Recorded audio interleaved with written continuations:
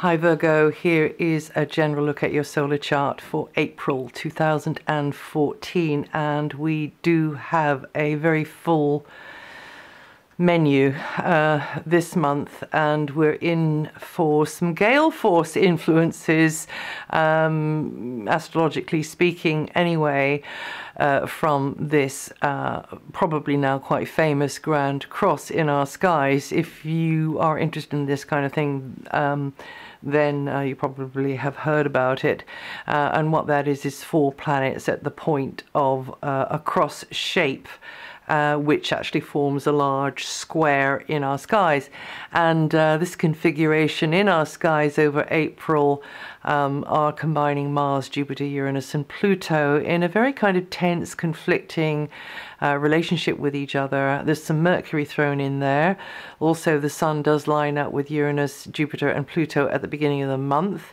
Another thing that's going on is there's another lunar eclipse, and there's going to be a solar eclipse on the 29th in Taurus.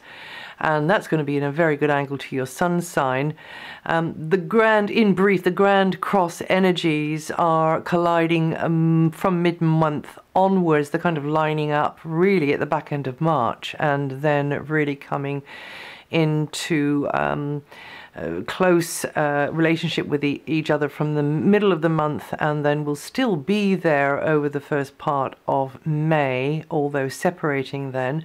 And it kind of sets up a standing wave frequency, or sort of cosmic statement of intent coming from the skies, which is actually what's been behind a lot of the change we've seen in our world over the last few years. This month is particularly intense because there's Mercury there, Mars there lighting the fuse. But it's what's responsible for, you know, the general loosening and the unraveling of the established systems and structures in our world and in our societies. And, you know, I have actually, there should be a link to another video here, which is going to be more about that. But there is something else going on here, which I see as a sort of almost like the get out of jail free card, because there is the most wonderful aspect coming in from Venus to 3 of the points of this great cross in configuration in the sky, this square configuration in the sky. And during this very challenging grand cross, we can actually tap into this wonderful vibe being set up by Venus. Now, Venus has moved into, well, will have moved into Pisces, and she's at her most sensitive and altruistic in Pisces. So she's going to open the way for us to find our empathy and to know as well as we can what it is like to walk in somebody else's shoes.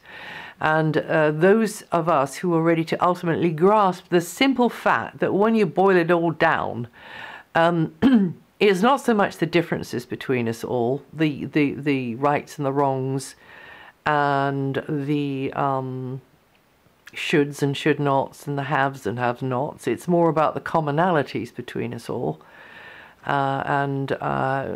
know, we're all in this thing together, on the same earth, under the same sky, on this great starship called Earth.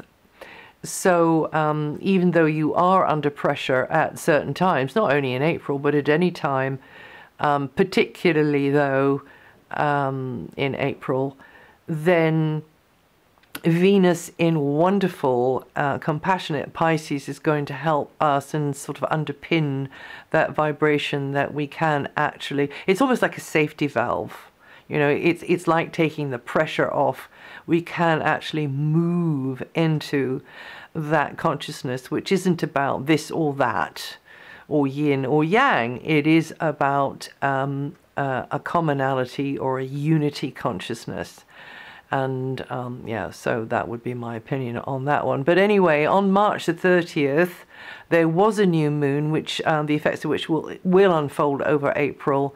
And that is that you could be busting out of something which has been holding you back emotionally or spiritually. And then there is going to be the solar eclipse on the 29th, and that does bode well for making one positive change within the 24-hour period of the eclipse, one positive change through using your personal creativity, Virgo, doing something that you really enjoy or that really gives you a sense of empowerment. And so step forward into enjoyable or entertaining environments or pursuits, and let your light shine. Because if you do that on that day, then that just sets up that statement of intent for the next 6 months from that time there. The sun will, until the 20th, the sun is in actually quite an inward mood. It's in a gear shifting mode. Your attention will be more turned inwards. You're intuitively weighing things up, gauging this, figuring it out, maybe making a plan or a strategy. And it can be around finances or property. It can be about maybe debts due or owed. It can be about, you know, the more intimate feelings in a relationship. It can be about others' sensitivities and being more aware of what their needs and requirements are. But with as you make the transition through mutual action with or challenge from another, which is going to slightly tweak your value, you know, the sort of the priorities.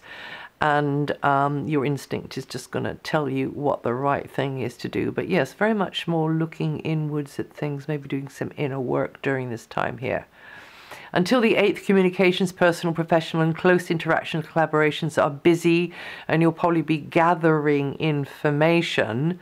So yes, you're in a more inward mode, but Mercury is wanting to bounce ideas around, but maybe in a kind of confidential sort of a way with others. And you could be looked upon as, you know, the go-between, the information giver, the guide to others as well.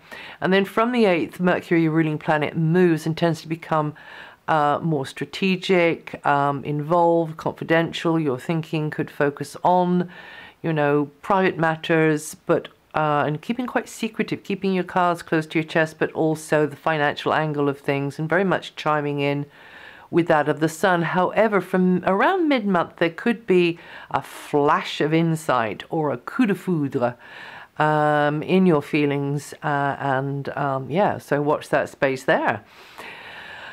New potentials are in the wind, as from the 20th, the sun moves into a very much more outgoing, expansive area of your sun sign chart. It tends to, you know, get you gazing outwards again, you know, raising the spirits, sensing new potentials in the air, getting quite excited about things, maybe getting itchy feet, wanting to travel off somewhere, and so you should take a trip if you can, you know, take a break, and maybe, you know, sign up for something which is very new and that you can learn a lot from.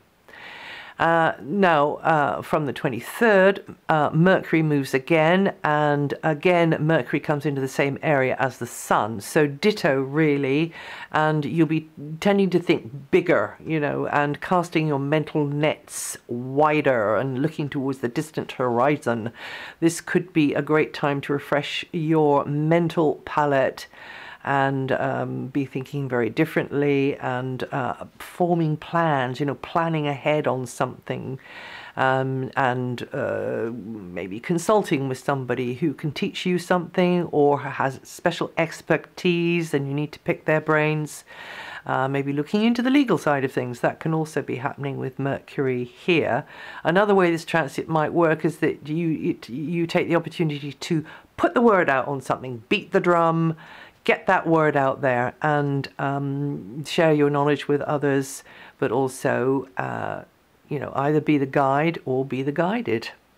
Until the 6th, Venus is in a more practical mood. She's rolling up her sleeves. She's favorably highlighting teamwork regarding health matters, running repairs, daily tasks, just stuff you got to get on with, really. It might be to do with communications or education as well, because of where Saturn is.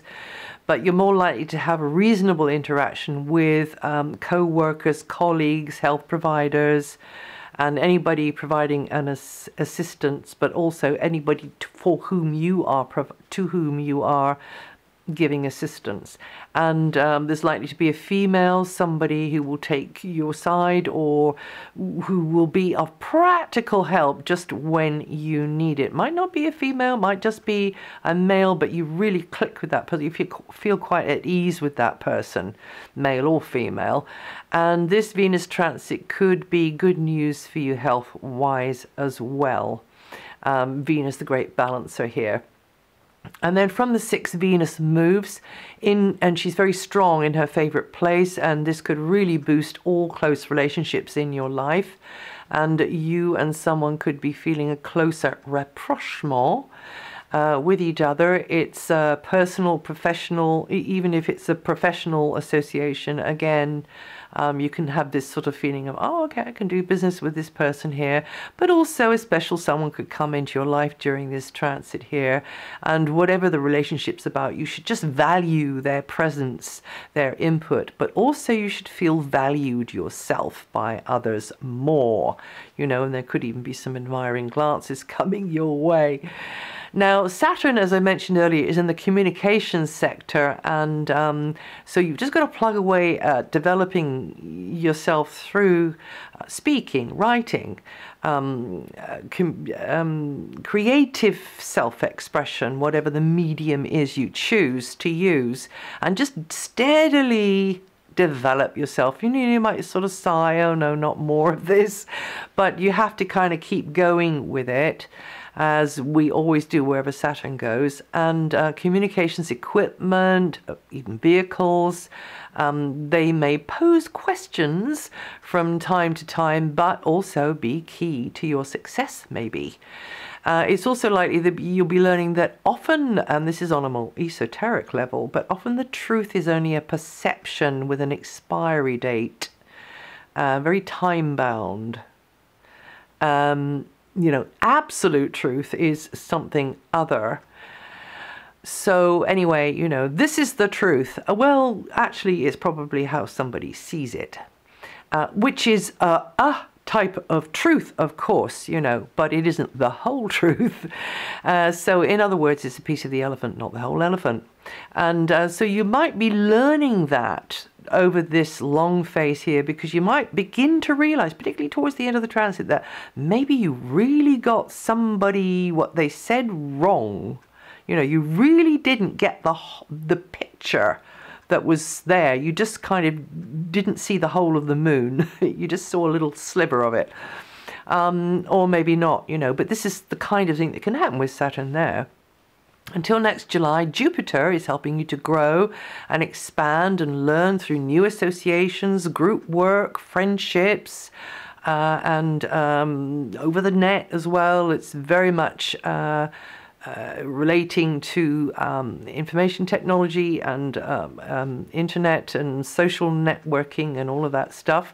And new friends, colleagues, and those with a shared outlook in common will tend to expand your world, or indeed you can be expanding theirs, but you could be seen as the enabler, the teacher, and the helper for others, or others could very much be helping you, enabling you, and teaching you.